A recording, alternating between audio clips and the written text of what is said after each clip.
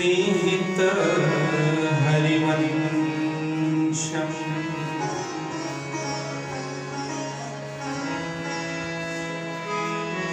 यं प्रव्रजन्तमनुपेतमपेतकृत्यम्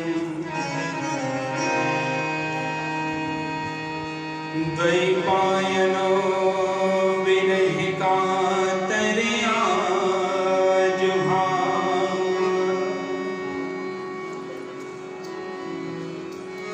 पुत्रेति तन्मयतया तर्वो मिलितो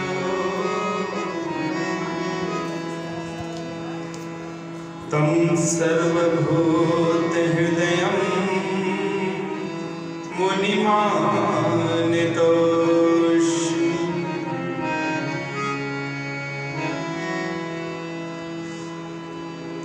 प्रह्लादनारदपराशर पुण्डरीक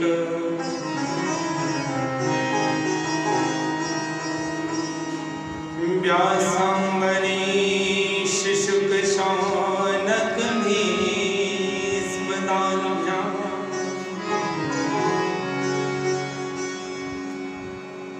रुक्माङ्गदार्जुन वसिष्ठ विभीषणादि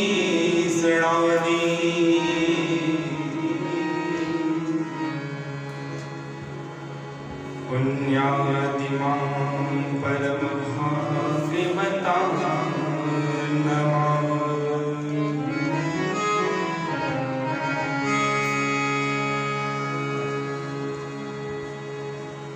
वाञ्छाकल्पतरोर्भ्यश्च कृपासिन्धुभ्यैव च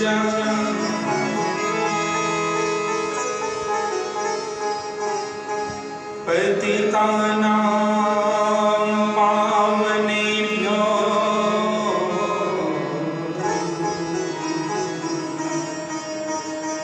वैष्णवेभ्यो नमो नमः।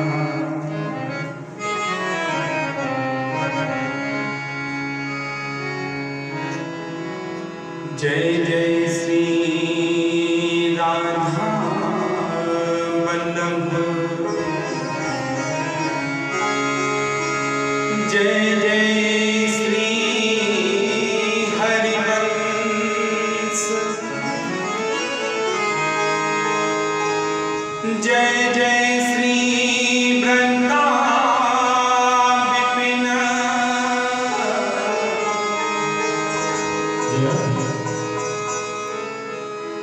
जय जय श्री वनचंद्र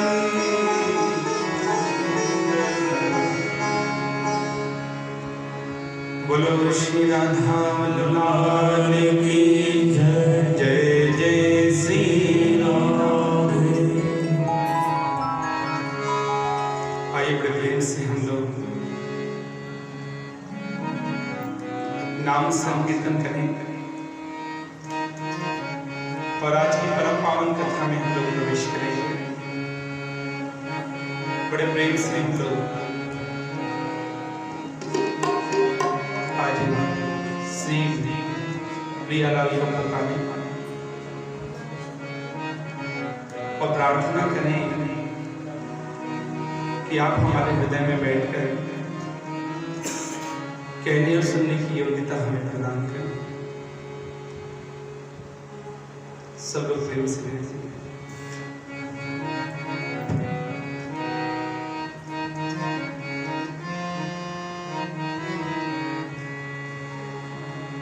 आओ आओ मेरे नंदना ले आ जाओ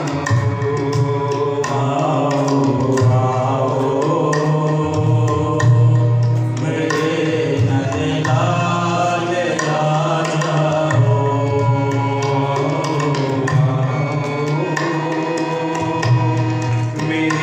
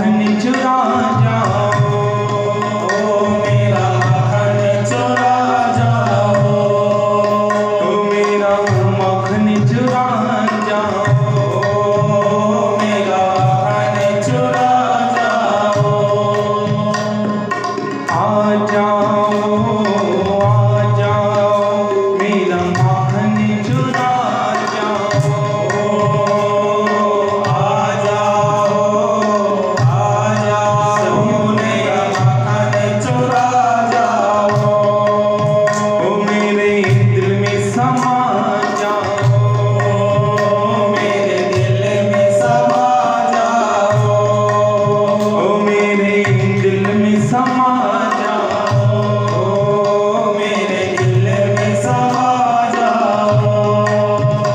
अरे आ जाओ मेरा माखन चुरा जाओ। आ जाओ मेरा माखन चुरा जाओ।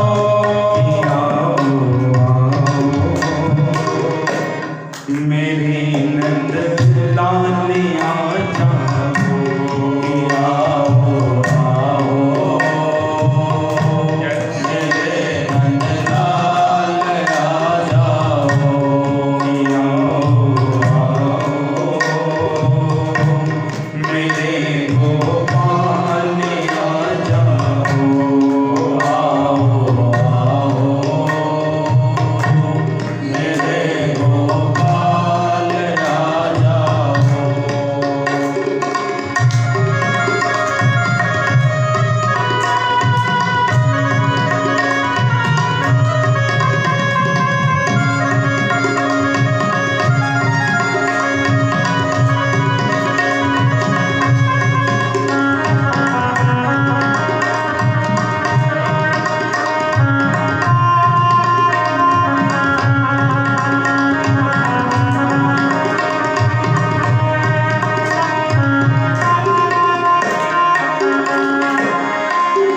आ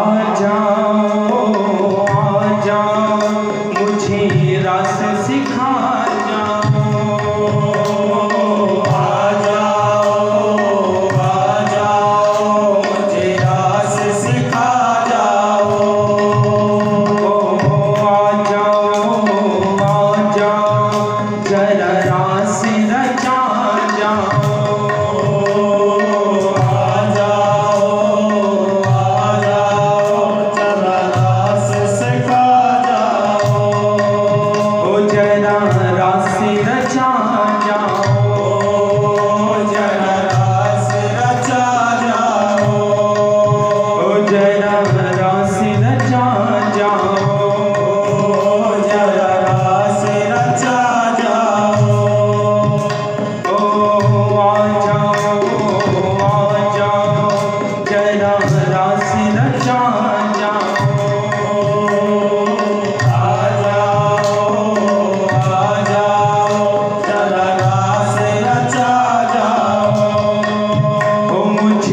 अपना बना जाओ, मुझे अपना बना जाओ। मुझे अपना बना जाओ, मुझे अपना बना जाओ। आ जाओ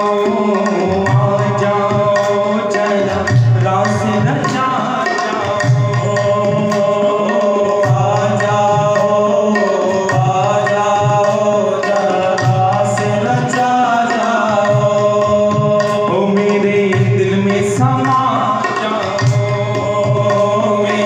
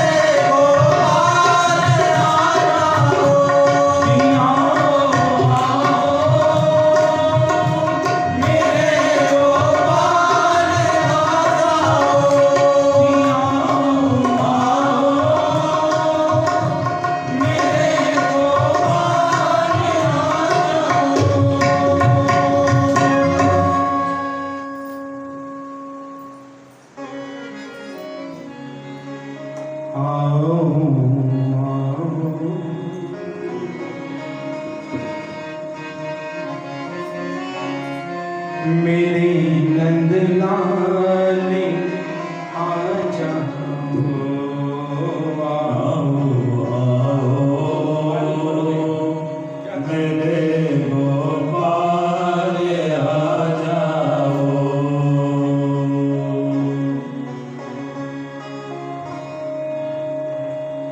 कि आओ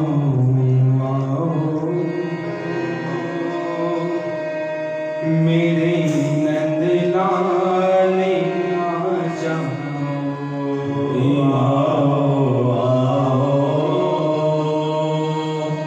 मेरे नंद लाल आ जाओ।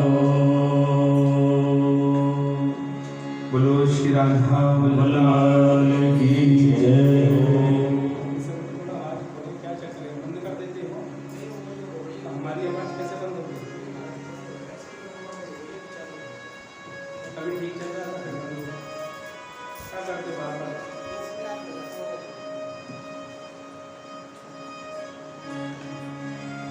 परम मंगलमय प्रार्थना ईश्वर अकारण करुणा वरुणालय भक्त वांछा कल्पतरु भक्त वत्सल शरणागत वत्सल दीन बंधु दया निधि कृपा निधि श्री युगल चरणारविंद श्री राधा वल्लभ लाल की प्रेममयी अनुकंपा से संत वल्लभ लाल की रसमयी अनुकंपा से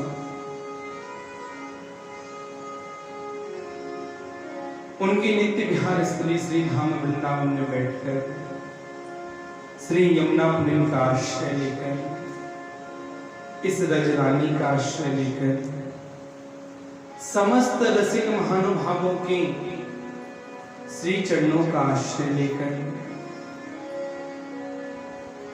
और श्रीमद् भागवत के माध्यम से हम लोग गोविंद की कथाओं का श्रवण करें।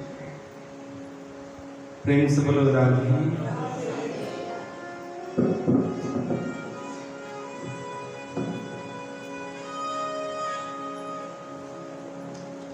आज कथा का चतुर्थ दिवस है, चौथा दिन।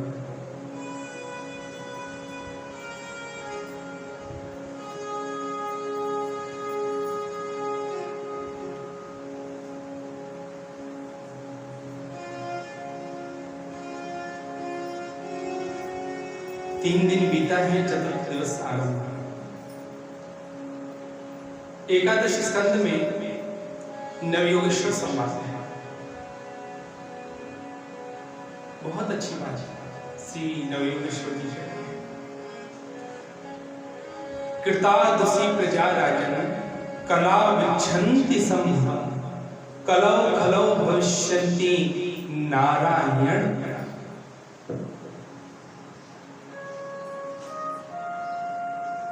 राजा निमि को उपदेश करे। राजा निमि यानी माता सीता के पिता राजा जनक, उनका एक नाम निमि भी है। उनको उपदेश कर रहे हैं राजा। जब तीन युगों को देखते हैं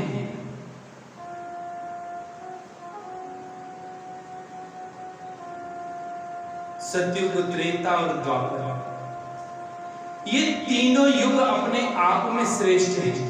क्यों? क्योंकि सतयुग में सत्य विद्यमान है और जहां सत्य होता है वहां भगवान प्रतिष्ठित होते हैं, विराजमान होते सत्य। दूसरा है त्रेता युग। त्रेता में स्वयं भगवान राम अवतार में आए।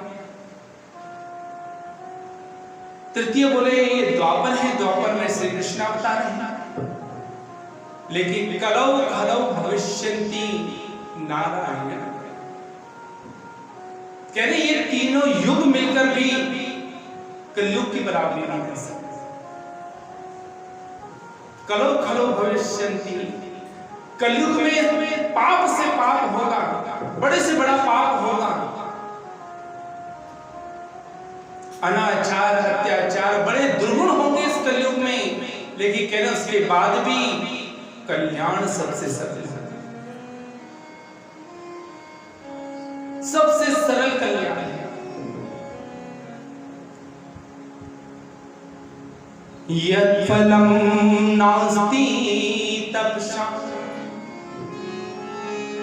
न योगेन समाधिना तत्फलं लभते सम्यक् कलौ केशव कीर्तनम्। यत् फलं नास्ति तपसा न योगेन समाधिना तत्फलं लभते सम्यक् कलौ केशव कीर्तन। बहुत सुंदर बात है व्यास जी। इस बात को और पुष्ट कर दे रहे हैं श्री नवयोगेश्वर जी महाराज की बातों में कि यत् फलं नास्ति तपसा न योगेन समाधिना, बड़े बड़े तप से, बड़ी बड़ी समाधि से कलयुग में जो फल नहीं मिलता है, वो फल केवल और केवल कलौ केशव कीर्तना, केवल उसको कीर्तन करने से, नाम जप करने से उसको फल मिलता है।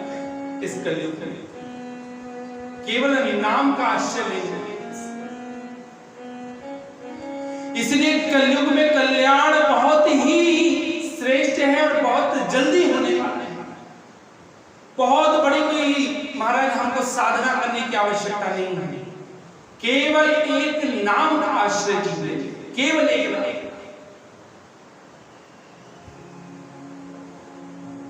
दूसरा कल्याण की व्यवस्था ठाकुर जी ने इस कलयुग के जीवों को पहले ही कर दी। क्यों? क्योंकि वो जानते हैं कि कलयुग के लोग बहुत आलसी हैं, बहुत आलसी। इनसे अगर कहा जाए कि महाराज आप साधना करो, तपस्या करो, तो इनके बस की नहीं है। कोई नियम बताओ तो ये कर नहीं सकते हैं। इसलिए इनके लिए बहुत सरल कर दिया कल्याण कि बोले भैया केवल नाम जप कर, केवल नाम। लेकिन धन्य है ऐसे लोग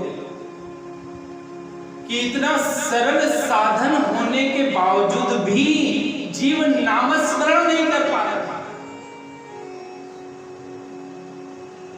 ऐसा क्यों है? क्योंकि वो अपराध त्याग नहीं पा रहे।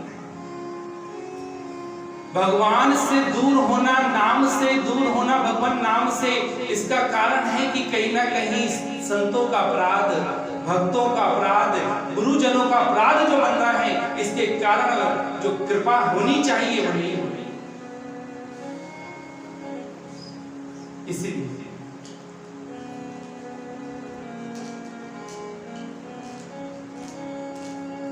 जीव को चाहिए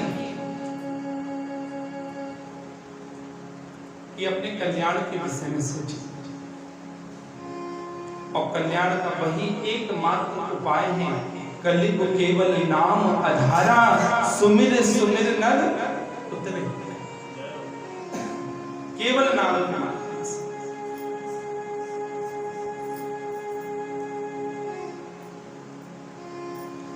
देखो आज चतुर्थ दिवस है,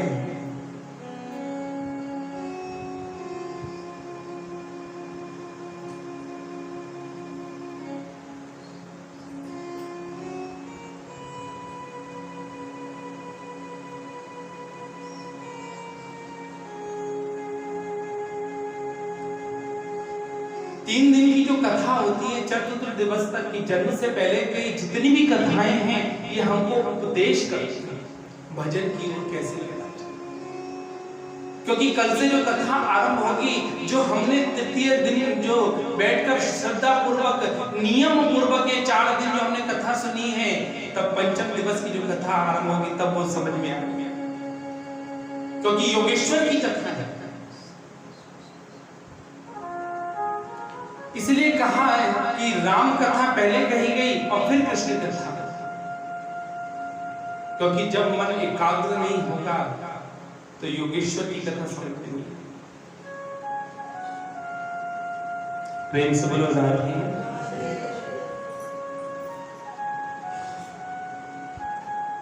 कल हम लोगों ने कथा जो विश्राम की थी वो श्री ध्रुव चरित्र। लोगों के मन में आ गया कहीं पूछना नहीं कि कथा कहाँ विश्राम।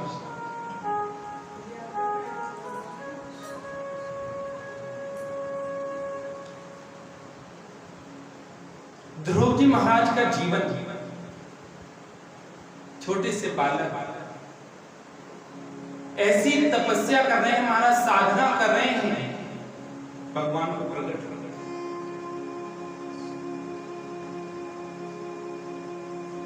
अपने वृंदावन के निकट ही मधुबन है, जहां श्री ध्रुव जी महाराज ने भगवान को प्रकट करके उनका दर्शन प्राप्त किया।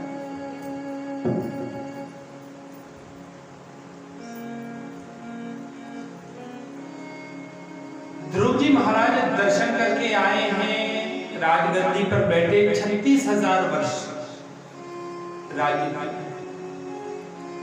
इनके भाई हैं उत्तम। उत्तम एक दिन महाराज गए यक्षों के बगीचे में, बगीचे को उजाड़ने लगे तो यक्षों ने प्रार्थना करी कि आप तो ऐसे महापुरुष के भाई हैं, आपको ये शोभा नहीं देता, इतने उत्तम कुल में आपने जन्म लिया है, आप इन बगीचाओं को उजाड़ रहे हैं, पेड़ को, ये देवताओं का स्थान है। उत्तम नहीं माने महाराज, तो यक्षों से युद्ध हुआ है और युद्ध बड़े ध्यान से सुनाई। युद्ध हुआ है, यक्षों के हाथों मारे गए हैं उत्तम।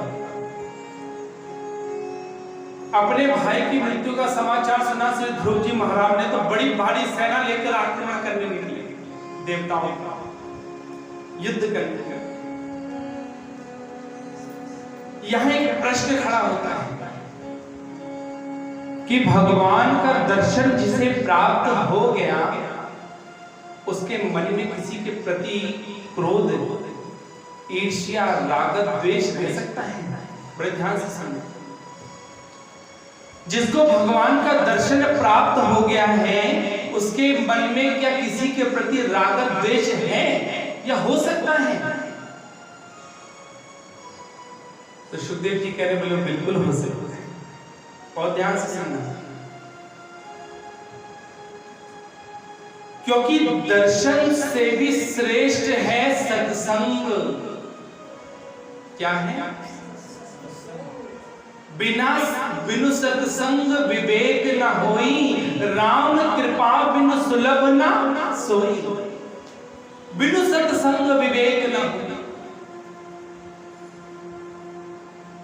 दिन रात हम ठाकुर जी का दर्शन करें। कल हम समझा रहे थे कपिल देवती संवाद में, अगर ध्यान पूर्वक सुना हो,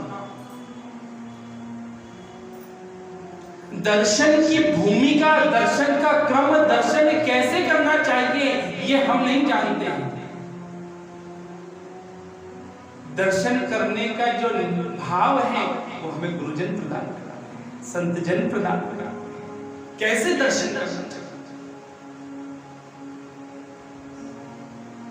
तो बिना सत्संग के किसी के भी जीवन में विवेक की जागृति नहीं हो सकती। और विवेक क्या है? सच्चा विवेक तो केवल, सच्चा ज्ञान तो केवल एक है कि उमा कहूं मैं अनुभव अपना, सत हरि भजन जगत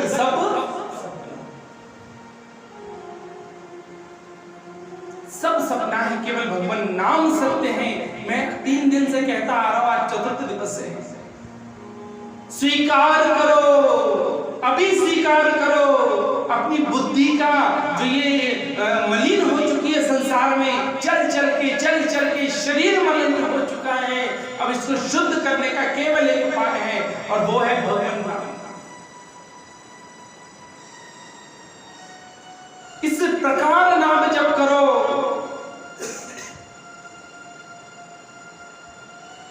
कि जब हमारा जाने का समय आए तो संसार रोए और हम हंसते हुए।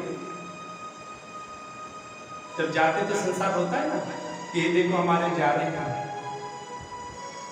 लेकिन हमारे मुख में प्रसन्नता होनी चाहिए, हमें संतोष होना चाहिए कि हम जा रहे हैं। और जब श्री जी ठाकुर जी के निकट जाएंगे वो पूछेंगे हमसे कि तुमने हमारे लिए किया क्या? तुम ये तो चाहते हो कि कुंज मिले निकुंज मिले, उनकी सेवा मिले, पर वो भी तो ये चाहते हैं कि तुम भी तो कुछ करो कि सब हम ही करके करें। तो जब उनके सामने खड़े हो, उनके निकट खड़े हो, तो उनसे हम दृष्टि मिला के कह सके कि हाँ प्यारे, हे लाडली, हमने जितना किया है हमें लगता है कि आपके श्री चरणों की प्राप्ति के लिए पर्याप्त नहीं है, लेकिन आप करुणामयी हैं। अगर दोषों को आप देखने लग जाएं लाडली जी, तो इस संसार में कोई भी आपके काबिल कोई काबिल नहीं है, कोई आपके लायक नहीं, लेकिन आप तो करुणामयी हैं। आप तो जीव के दोषों को कभी देखती नहीं हो। हे लाडली, मेरे भी अवगुणों को चित न करना, बस जो किया जैसा किया किशोरी जी मैं आपकी हूं। लेकिन ये बात तब बनेगी जब जीवन में भजन होगा, तभी ये भाव उत्पन्न होगा। इसलिए नाम जप करना है, इस गति से नाम जप करो कि जब पार्षद लेने आए तो उन्हें आपसे पूछना कि आप चलने चले या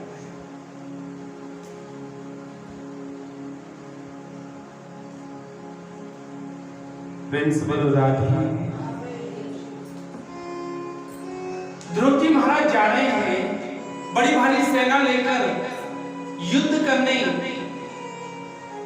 स्वयं उनके बाप पूर्वज आकर समझाया, बेटा ये युद्ध क्यों कर रहे हो? मेरे भाई उत्तम को मारा पर ये तो भगवान के जो प्रिय जन है, भक्त जन है, उनका काम है। भगवान के जो भक्त होते हैं उनका हृदय तो सरल होता है। तितिक्षया कारुण्या,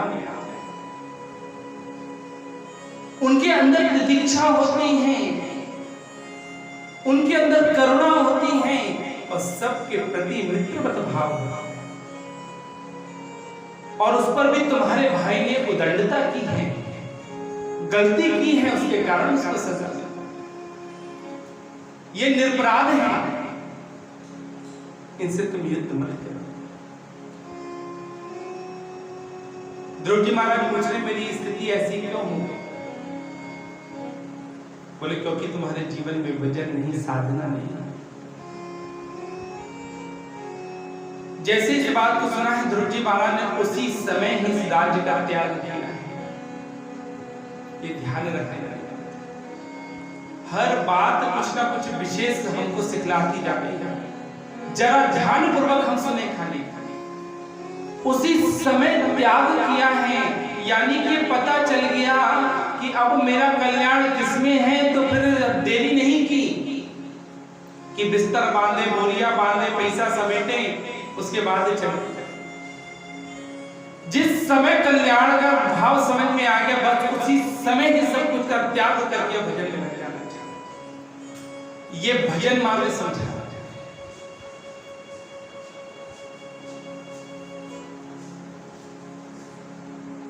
महात्मा कहते हैं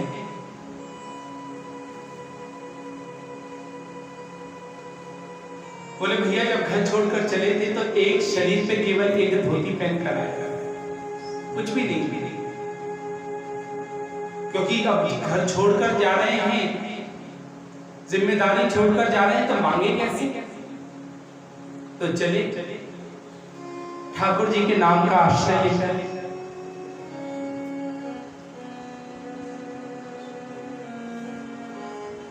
और जब भजन में लगे तो महाराज आज ये सोचा जाता है कि एक कपड़ा लपेट कर शरीर में आए थे, आज देखो 10 रखे। भोजन का ठिकाना नहीं था महाराज, आज पहले से पहले भोजन आ रहा है। रहने का ठिकाना नहीं था महाराज, देखो कैसा सुंदर कच्छ। आपके केवल निश्चय में देरी है, भगवान की कृपा में कोई देरी नहीं है। केवल आप निश्चय करें खाली कि हमें भजन करना है। इसलिए चतुर्थ दिवस आज संकल्प करें कि बस कुछ भी हो अब भजन नहीं करें। प्रेम से बोलो राधे। श्री ध्रुव जी महाराज जब बाल्यावस्था थी तो कहां आए भजन करने? जब बाल्यावस्था थी ध्रुव जी महाराज कहां आए भजन करने? मधुवन वृंदावन। और आज जब अपनी समय में अंतिम भजन के लिए गए हैं, साधना के लिए, तो उत्तराखंड ऋषिकेश गंगा के किनारे तट का आश्रय लिया है और भजन में लिखा है कि विमान आया है श्री ध्रुव जी महाराज को लेने।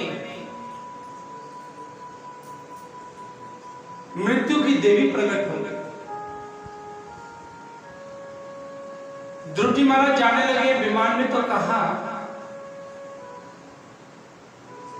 कि मैं आपको रोकने नहीं आया, आप तो भगवान के पार्षद हैं, मेरे अधिकार में आप नहीं हैं, लेकिन केवल इतना चाहती हूं कि आप जैसे महापुरुष की चरण रज मेरे शीश में पड़ रहे तो मैं भी धन्य हूं।